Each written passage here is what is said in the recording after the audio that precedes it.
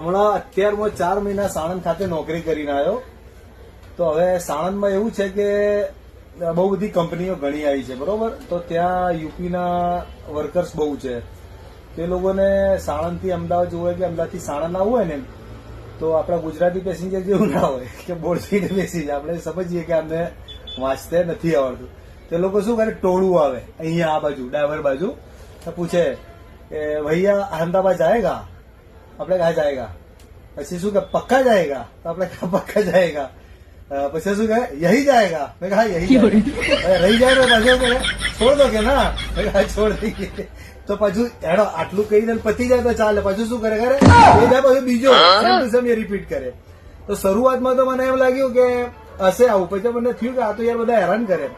તો પછી આપણે શું વિચાર્યું કે બધા ભેગા થાય ને, ટોળું થાય તો નીચે ઉતરી ગયો, નીચે ઉતરી કહી દેવાનું, हेलो भैया यही बस पक्का अहमदाबाद जाएगा और तुमको गीता मंदिर छोड़ देगा.